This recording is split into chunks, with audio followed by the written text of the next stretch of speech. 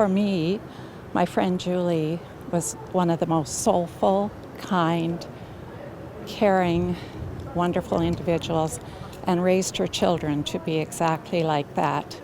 Troy was fun-loving, a wonderful drama teacher, instilled so many wonderful things into their children. They were a joy to be with. They were athletic and energetic, and we all had such fun together.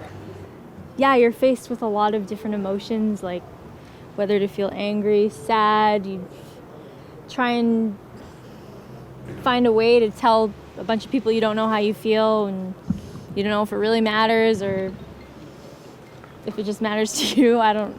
It's a lot. It's really heavy, and obviously we're not the only ones affected, so it's extremely difficult, and I think it's extremely difficult for the family of the accused as well, and I recognize that. And for everyone in there, I think, yeah, it's just honestly an extremely difficult day. It's going to affect some lives being here today, for sure. I have one comment that I would like to make, and that is, when are we going to stop this carnage on the roads with motor vehicle accidents and crashes? They're not really accidents, they're criminal acts when people drive above the speed limit. As far as I'm concerned, a car is no different than a loaded gun in the hands of the inept and the irresponsible. They kill and they maim.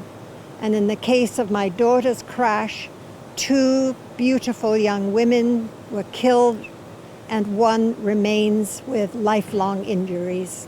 1 second would have made the difference. Had she been on the road 1 second this way, 1 second this way. But in whatever situation that creates coincidence like this, she was in the wrong place at the wrong time, and in that second, she was killed outright instantly. And who got to telephone his dad?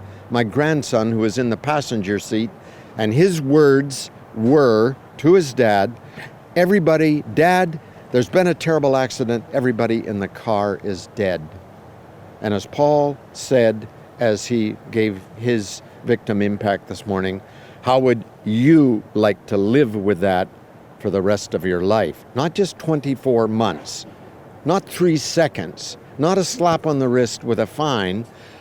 For the rest of your life, you're hearing that phone call,